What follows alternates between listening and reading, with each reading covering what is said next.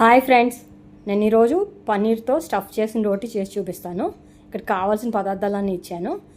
మనం గోధుమ పిండి ఒక 2 కప్పులు తీసుకోవాలి. తీసుకుని అది రోటీ కలుపుకోవాలన్నమాట. రోటీ ముద్ద కలుపుకోవాలి. అయితే ఇప్పుడు మనకు కావాల్సిన పదార్థాలు గోధుమ పిండి, అలాగే పన్నీర్ తరుగు, ఉల్లిపాయలు సన్నగా తరుక్కుని తరుగు, అలాగే ఒక కట్ట కొత్తిమీర తరుగు, చిన్న ముక్క అల్లం తరుగు, అలాగే ఒక 6-7 పచ్చిమిరపకాయలు. మన కారం మనం తినేదాన్ని బట్టి ఎంత కావాలో అంత చూసుకుని పచ్చిమిరపకాయలు తరిగేసుకోవాలన్నమాట. ఇవన్నీ రెడీ చేసి పెట్టుకున్నాం మనం ఇక్కడ. ఇప్పుడు ముందుగా మనం ఏం చేయాలంటే ఒక పాత్ర తీసుకుని గోధుమ పిండి మనకు రోటీ ముద్ద ఎలా కలుపుకుంటాం అలా కలుపుకోవాలన్నమాట. దానికి ఇక్కడ నేను ఒక 2 కప్పులు గోధుమ పిండి తీసుకున్నాను. మీకు ఎంత కావాలంటే అంత కలుపుకోండి. గోధుమ పిండిలో కొద్దిగా ఉప్పు, 1 స్పూన్ ఉప్పు వేయండి, చాలు, సరిపోతుంది. అలాగే నీళ్ళు కూడా చూసుకుంటా వేసుకొని కలుపుకోండి. మెల్లమెల్లంగా కొద్దిగా నీళ్ళు వేసుకొని చక్కగా మనం రోటీ ముద్ద కలుపుకోవాలన్నమాట. ఇది కొంచెం ముందే కలిపి పెట్టుకున్నాం అంటే మనకి రోటీలు స్మూత్గా వస్తాయి. చక్కగా నీళ్ళు తక్కువ వేసుకోండి, మళ్ళీ ఎక్కువ అయితే కష్టం అవుతుంది. అందుకని తక్కువ వేసుకొని కలుపుకోండి.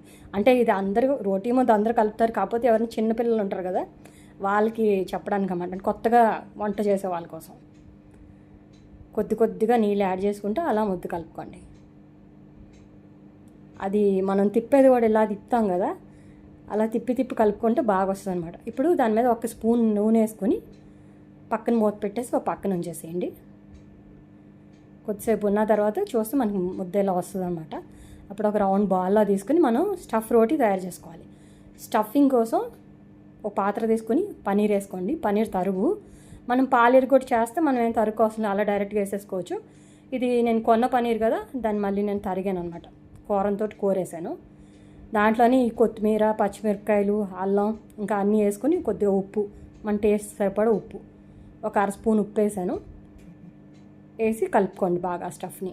అది కూడా అంటే మనకి బాల్ చుడితే వచ్చేలాగా అలా కొంచెం గట్టిగా నలిపేసి వేస్తే అలా వస్తుంది అనమాట.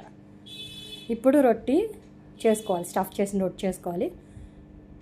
ఇలాగైనా చేసుకోవచ్చు, లేదు మనం కొంచెం పామేసి మళ్ళీ దానిలో ఫిల్ చేసి మనకి ఇష్టమైన షేప్లో చేసుకోవచ్చు. నేను ఇక్కడ కొంచెం రౌండ్గా ట్రై చేస్తున్నాను.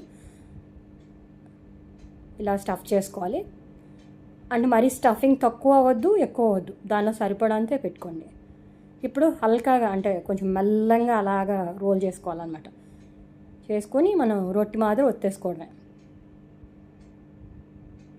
ఇది లంచ్లో తినడానికి బాగుంటుంది, బ్రేక్ఫాస్ట్లో ఎలా అయినా బాగుంటుంది, లంచ్ డిన్నర్ ఎట్లా అయినా ఎప్పుడైనా ఏ టైంలో బాగుంటుంది అనమాట. పన్నీర్ అంటే మంచి ప్రోటీన్ ఫుడ్ కదా, తప్పకుండా ట్రై చేయండి. చాలా ఈజీ రెసిపీ, పిల్లలు బాగా ఇష్టపడి తింటారు.